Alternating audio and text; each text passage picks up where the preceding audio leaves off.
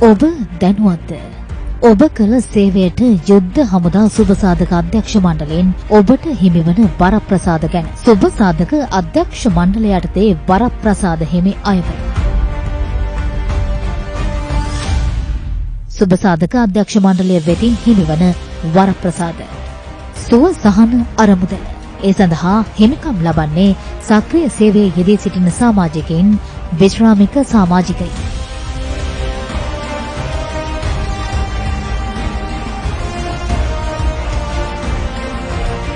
සමාජිකයාගේ හදිසි අනතුරු සඳහා රුපියල් ලක්ෂ 10ක්. බරපතල රෝග ආවරණය සඳහා රුපියල් ලක්ෂ 15ක්. වසර 3කට වරක් ඇස් කණ්ණාඩි තීමනාව සඳහා රුපියල් 20000ක්. සමාජිකයාගේ මරණ සඳහා කාලාත්‍රයට රුපියල් ලක්ෂ 10ක්. කාලාත්‍රයාගේ බරපතල රෝග ආවරණ සඳහා රුපියල් ලක්ෂ 15ක්. කාලාත්‍රයාගේ මරණ සඳහා යුද්ධ හමුදා සමාජිකයා හට රුපියල් ලක්ෂ 5ක්.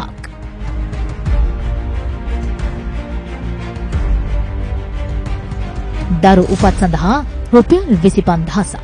දරුවන්ගේ මුඛ හා දන්ත ප්‍රතිකාර සඳහා වසරකට රුපියල් ලක්ෂ 5ක්.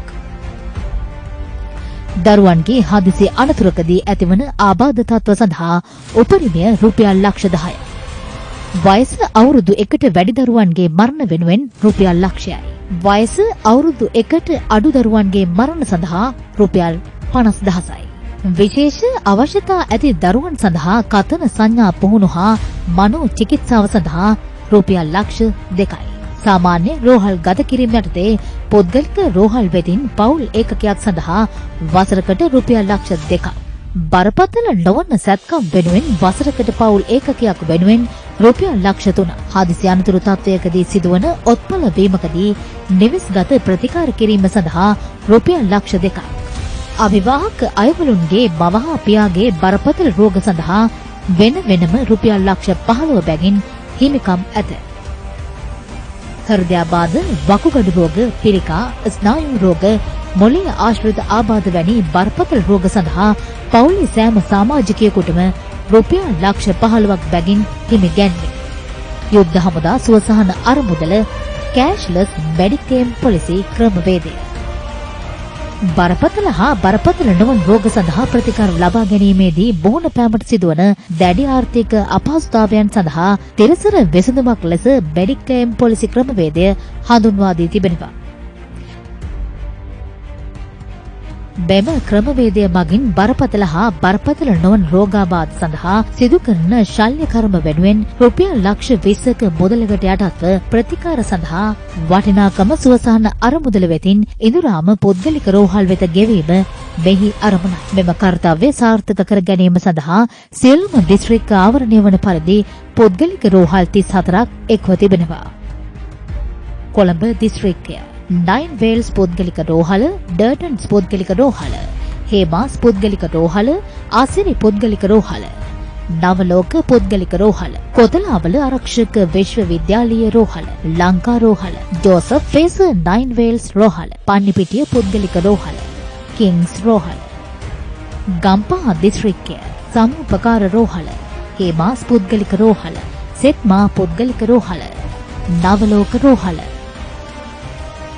මහනුවර දිස්ත්‍රික්කය ඔස්රෝ පුද්ගලික රෝහල, ලේක්සයිඩ් ඇඩ්වෙන්ටිස් රෝහල, ආසිරි පුද්ගලික රෝහල, සුව සෙවන පුද්ගලික රෝහල, බාතලේ දිස්ත්‍රික්කය කොමුදු පුද්ගලික රෝහල, රත්නපුර දිස්ත්‍රික්කය සිංහ පුද්ගලික රෝහල, කෑගල්ල දිස්ත්‍රික්කය ඔස්රෝ පුද්ගලික රෝහල, කැන්ඩිලා රෝහල, අනුරාධපුර දිස්ත්‍රික්කය සුව ශාන්ති පුද්ගලික රෝහල, කැනෝලා පුද්ගලික රෝහල, පොළොන්නරුව දිස්ත්‍රික්කය වීනස් ලංකා පුද්ගලික රෝහල, කුරුණෑගල දිස්ත්‍රික්කය සමුපකාර රෝහල, සෙත් සෙවන පුද්ගලික රෝහල, පුත්තලම දිස්ත්‍රික්කය සුවය රෝහල, බාලසූරිය පුද්ගලික රෝහල, බාදර දිස්ත්‍රික්කය සමුපකාර රෝහල, ආසිරි පුද්ගලික රෝහල, ගාල්ල දිස්ත්‍රික්කය සමුපකාර රෝහල, ෆින්ස්බරි රෝහල, ආසිරි පුද්ගලික රෝහල, බදුල්ල දිස්ත්‍රික්කය සෙන්ට්‍රල් රෝහල, අම්පාර දිස්ත්‍රික්කය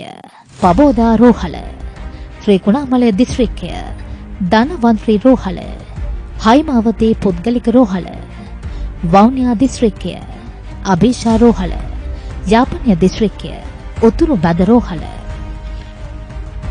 කරුණ ශංක බද්ධ කිරීම හා ඇට මිදුළු බද්ධය වැනි ආවරණය කළ නොහැකි ශල්‍ය කර්මයන් සඳහා රුපියල් ලක්ෂ 80කට වැඩි ප්‍රතිලාභයක් සුබ සාධක පරිත්‍යාග වැඩසටහන යටතේ ලබා ගැනීමටද ඔබට හිමිකම් ඇත.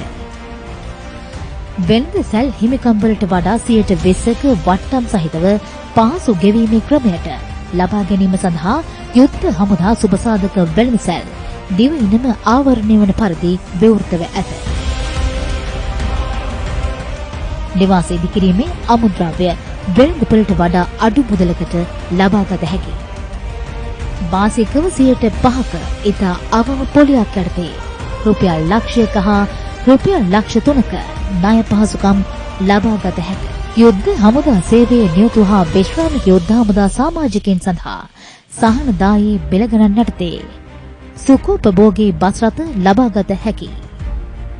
රණවිරුවන් සිදු කරන සේවය ඇගීමක් වශයෙන් නොයෙකුත් දක්ෂතා සඳහා ලකුණු ලබා දීමේ ක්‍රමවේදයට අනුව රජයේ ජනප්‍රිය පාසල් සහ කුරුණෑගල ආරක්ෂක සේවා විද්‍යාල වෙත හා කොළඹ ආරක්ෂක සේවා විද්‍යාල වෙත තම දරුවන් ඇතුළත් කර ගැනීම සඳහා අවස්ථාව ලබා දී ඇත. කතරගම සුබසාධක නිවාඩු නිකේතනයේ පහසුකම් ලබා දීම සිදු කරයි. යුද්ධ හමුදා රියදුරන් සේවයේ යෙදී සිටියදී සිදුවන අනතුරකදී වන්දි මුදල් සඳහා රියදුරු සහන අරමුදල මගින් රුපියල් ලක්ෂ 3ක් දක්වා යුද්ධ හමුදා රථවාහන රාක්ෂණය ලබා දීම. මේට අමතරව යුද්ධ හමුදා දිනපොත් බෙදා දීම, දින දර්ශන බෙදා දීම, මෙන්ම පුවත්පත් ප්‍රතිපාදන වෙන්කර ලබා දීම හා රාජකාරී නියුතු නිලධාරීන් හා සෙසු නිලයන් හට ප්‍රමුඛත්වයක් මත තම නිවසට ජලය හා විදුලිය ලබා ගැනීමට අවශ්‍ය ලිපි ලබා දීම. කාලාත්‍රයන් හට රැකියා ස්ථාන මාරුවීම සඳහා ලිපි ලබා දීම. රාජකාරියෙන් සිටියේදී ඇතිවන නඩු කටයුත්තක් සඳහා නීතිමය ආධාර ලබා දීම. විදේශීය පාඨමාලා හා විදේශීය සංචාර සඳහා රක්ෂණ ආවරණ. විශ්‍රාම ජන යුද්ධ හමුදා සමාජිකයින් සඳහා නිෂ්කාශන ලබා දීම. සුබසාධක සමාජිකත්ව මුදල් සඳහා ලාභාංශ පිරිනැමීම. යුද්ධ හමුදා ආයතන සඳහා සුබසාධක භාණ්ඩ නිකුත් කිරීම. යුද්ධ හමුදා සමාජිකයින් හට මරණාධාර මුදල් පිරිනැමීම.